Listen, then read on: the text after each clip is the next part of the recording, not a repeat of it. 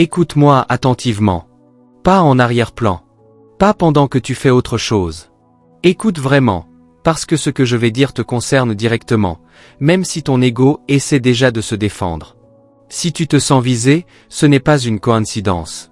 C'est un miroir. Tu sais ce que tu fais chaque jour. Tu repousses. Tu retardes. Tu ajournes.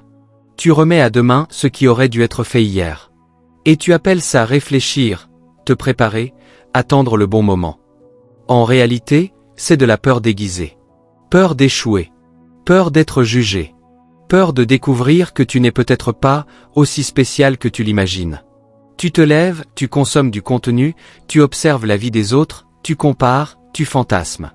Tu te dis que toi aussi, un jour, tu feras quelque chose de grand.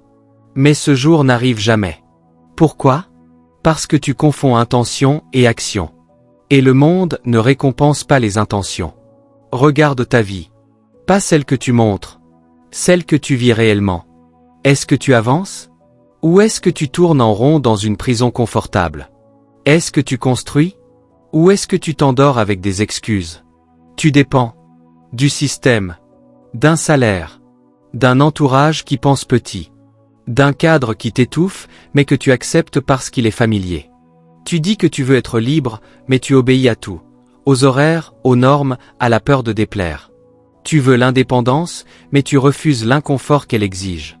Et surtout tu attends. Tu attends que quelqu'un te remarque. Tu attends qu'une opportunité tombe du ciel. Tu attends que la motivation arrive. Tu attends que ça se débloque. Laisse-moi te dire quelque chose de définitif. Rien ne se débloque tout seul. Personne ne viendra te sauver. Personne. Le gouvernement ne te doit rien. La société ne te doit rien. Le monde ne te doit rien. Le monde ne fonctionne pas à la pitié. Il fonctionne à la valeur. À la capacité de produire, de décider, d'assumer. Si tu n'apportes rien, tu es invisible. Si tu hésites, tu es remplacé. Si tu dors, quelqu'un d'autre travaille à prendre ta place, et il le fera sans remords. Pose-toi la question que tu évites soigneusement. Que as-tu réellement accompli cette dernière année ? Pas ce que tu as appris. Pas ce que tu as regardé. Pas ce que tu as planifié. Que as-tu exécuté ? Combien de projets commencés et jamais terminés ? Combien d'idées mortes dans ta tête ? Combien de fois t'es-tu promis « lundi je m'y mets » pour abandonner le jeudi ? Tu te mens à toi-même. Et c'est la pire trahison possible, parce que personne ne peut te confronter plus durement que la réalité. La réalité, elle, ne négocie pas. Elle te présentera la facture plus tard, quand tu seras plus vieux, plus fatigué, avec moins d'options. Chaque jour que tu perds aujourd'hui, tu le paieras demain. En opportunité manquée. En regret. En amertume. Tu crois que tu as du temps. Tu te dis que tu es jeune, que tu verras plus tard.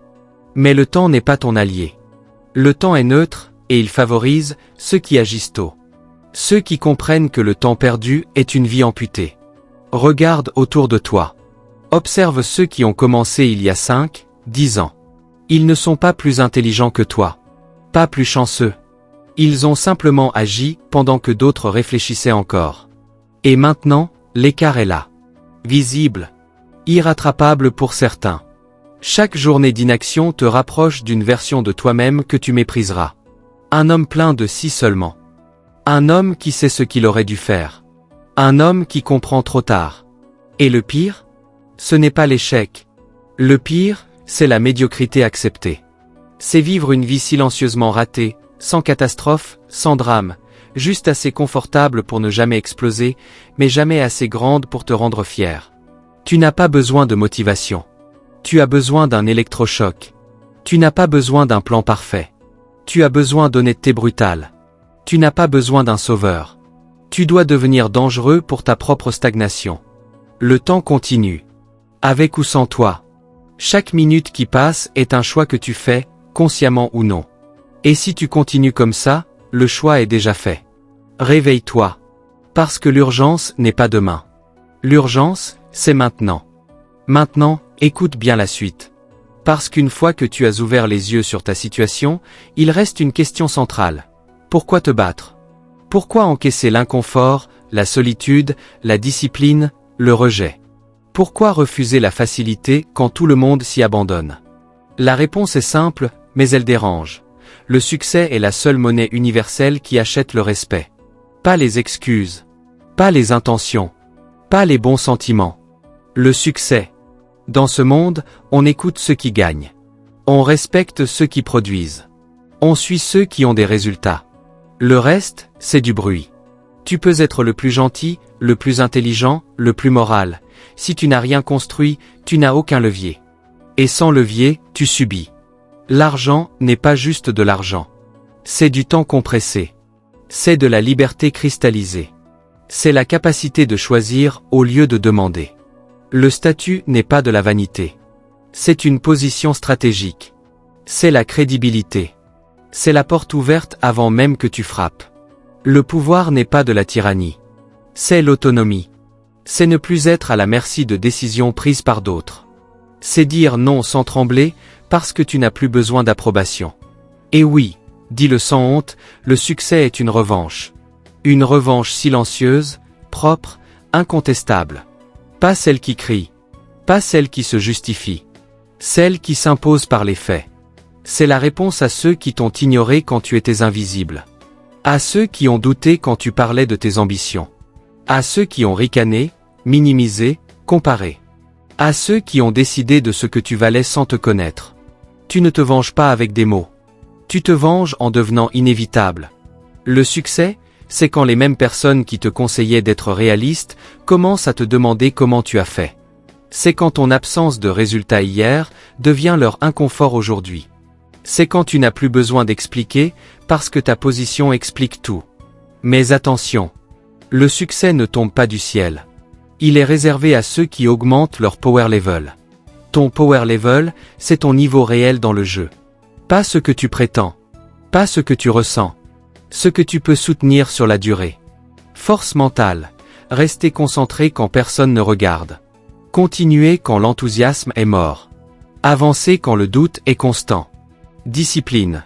Faire ce qui est nécessaire, même quand c'est répétitif, ennuyeux, ingrat. Surtout à ce moment-là. Anticipation. Comprendre les règles avant les autres, voir les tendances, prévoir les coups, ne pas être surpris. Préparation. Travailler avant d'avoir besoin. S'entraîner avant le combat. Construire avant la crise. La majorité des gens vivent en réaction. Ils attendent que quelque chose arrive pour bouger. Les gagnants vivent en avance. Ils se préparent à des scénarios que les autres n'imaginent même pas encore. Tu veux savoir pourquoi certains dominent sans hausser la voix? Parce qu'ils ont fait le travail quand personne ne les applaudissait. Parce qu'ils ont accepté d'être incompris pendant la phase de construction. Parce qu'ils ont choisi la solitude productive plutôt que la validation immédiate. Et laisse-moi être clair, tu n'as pas à t'excuser de vouloir plus. Plus de contrôle. Plus d'impact. Plus de respect. Plus de liberté. Le monde n'est pas juste. Il n'a jamais prétendu l'être. Mais il est cohérent. Il récompense ceux qui prennent des risques calculés, qui persistent, qui s'adaptent. Et il écrase doucement ceux qui attendent qu'on leur donne une place. Le succès change la dynamique humaine. Quand tu gagnes, les règles changent autour de toi. Les conversations changent. Les opportunités changent. Les relations changent. Tu n'es plus en demande. Tu es en position. Tu ne poursuis plus. Tu choisis. Tu ne subis plus. Tu décides. Et c'est là que beaucoup échouent. Ils veulent les bénéfices du pouvoir sans accepter le poids qui l'accompagne. Le succès exige des standards élevés. Il exige de dire non. Il exige de couper. Il exige de supporter la pression. Mais en échange, il t'offre quelque chose que rien d'autre ne peut te donner, la souveraineté personnelle. Le jour où tu comprends que ta vie est ton territoire, et que le succès est ton système de défense, tu ne penses plus comme avant. Tu ne cherches plus l'approbation. Tu cherches l'efficacité. Tu ne cherches plus à plaire. Tu cherches à progresser. Le succès n'est pas un luxe. C'est une armure. Et dans un monde compétitif, ceux qui refusent de s'en équiper deviennent des cibles. Élève ton power level. Pas pour impressionner. Pas pour te comparer. Mais pour ne plus jamais être faible dans un monde qui ne pardonne pas la faiblesse prolongée. Parce qu'à la fin, il ne restera qu'une chose. Ceux qui ont pris leur revanche par la construction. Et ceux qui expliqueront toute leur vie pourquoi ils auraient pu. Maintenant, on arrête les concepts abstraits. Maintenant, on parle de stratégie. Parce que comprendre ne suffit pas. Seuls ceux qui appliquent gagnent. Écoute bien ceci, grave-le dans ta tête. La vie récompense ceux qui vont en premier. Toujours. Partout. Sans exception. Le premier à agir choisit le terrain. Le premier à décider impose le rythme. Le premier à se positionner force les autres à s'adapter. Les autres? Ils commentent. Ils analysent. Ils doutent. Et ils arrivent trop tard. Aller en premier, ce n'est pas être impulsif. C'est refuser l'attentisme. C'est comprendre que l'information parfaite n'existe pas, que la sécurité totale est une illusion, et que l'avantage appartient à celui qui agit pendant que les autres hésitent. Dans l'argent, aller en premier, ça veut dire quoi? Ça veut dire apprendre avant d'être prêt. Investir du temps, de l'énergie, parfois de l'argent, avant d'avoir toutes les garanties. Construire une compétence pendant que d'autres consomment du divertissement. Lancer un projet imparfait pendant que les autres peaufinent encore leur idée dans leur tête. Celui qui attend la certitude n'aura jamais l'avance. Celui qui agite au paie le prix de l'inconfort, mais récolte le contrôle. Dans les relations, aller en premier, c'est poser le cadre. Dire ce que tu veux. Dire ce que tu refuses. Avancer sans mendier. Le gagnant ne demande pas la permission d'exister. Il se présente tel qu'il est, avec ses standards. Et ceux qui ne suivent pas disparaissent d'eux-mêmes. La majorité des gens perdent parce qu'ils veulent être acceptés avant d'être respectés. Mauvais ordre. Toujours. Dans les opportunités, aller en premier, c'est lever la main pendant que les autres regardent autour d'eux. C'est envoyer le message, faire l'appel, proposer la solution, prendre le risque du refus. Tu sais pourquoi peu de gens gagnent? Parce qu'ils veulent éviter l'embarras, plus qu'ils ne veulent la victoire. Et maintenant, écoute ceci attentivement. La stratégie du gagnant est simple, mais elle est inconfortable. Elle repose sur 3 piliers non négociables. Action rapide. Correction immédiate. Répétition implacable. Agir vite, même imparfaitement. Corriger sans ego. Répéter jusqu'à dominer. Les perdants attendent la motivation. Les gagnants créent l'élan par l'action. Tu ne réfléchis pas pour agir. Tu agis pour apprendre. Chaque action te donne de l'information. Chaque information te rend plus précis. Chaque répétition augmente ton avance. Et pendant que tu avances, quelque chose de fondamental se produit. Tu changes de posture. Tu passes de spectateur à joueur. De victime à stratège. Tu ne subis plus le jeu, tu le lis. Comprends une chose essentielle. La seule sécurité réelle, c'est ta capacité à gagner. Pas un diplôme. Pas un contrat. Pas une promesse. Le monde change trop vite. Les règles bougent. Les systèmes craquent. Ceux qui survivent sont ceux qui savent se repositionner rapidement. Ceux qui ont appris à agir sans attendre des instructions. La vie est un jeu de pouvoir. Pas un pouvoir sur les autres, un pouvoir sur soi. Sur ses décisions. Sur son temps. Sur ses options. Et dans ce jeu, l'indécision est une faiblesse exploitée. Regarde une partie d'échecs. Celui qui contrôle le centre impose le tempo. Celui qui joue en réaction finit enfermé. Ta vie fonctionne exactement pareil. Alors voici ton mantra. Simple. Brutal. Répétitif. Tu le répètes jusqu'à ce qu'il remplace tes excuses. J'agis avant d'être prêt. Je prends position avant d'être validé. Je choisis l'inconfort maintenant pour éviter le regret plus tard. Encore. Encore.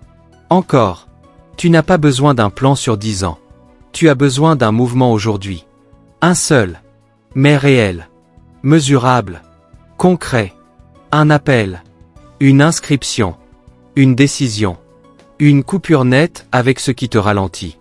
Parce que chaque action crée un effet domino. Et chaque jour sans action renforce ton inertie. Ne te mens pas, tu sais exactement ce que tu dois faire. Ce que tu évites. Ce que tu repousses. Ce que tu rationalises. Et pendant que tu hésites, le compte à rebours continue. Le temps n'est pas neutre. Il favorise ceux qui s'engagent tôt. Chaque jour que tu retardes est un avantage offert à quelqu'un d'autre. Chaque semaine perdue creuse un écart invisible aujourd'hui, mais écrasant demain. Alors décide. Maintenant. Pas quand tu te sentiras prêt. Pas quand tu auras confiance. Pas quand ce sera confortable. Décide parce que ne pas décider est déjà une décision. Agis maintenant, pendant que cette pression est là. Utilise-la. Canalise-la. Transforme-la en mouvement. Parce qu'au final, il n'y a que deux catégories d'hommes. Ceux qui ont agi quand c'était inconfortable. Et ceux qui expliqueront toute leur vie pourquoi ils auraient pu. Le compte à rebours est lancé. Fais ton premier pas. Ou prépare-toi à porter ce regret pour longtemps.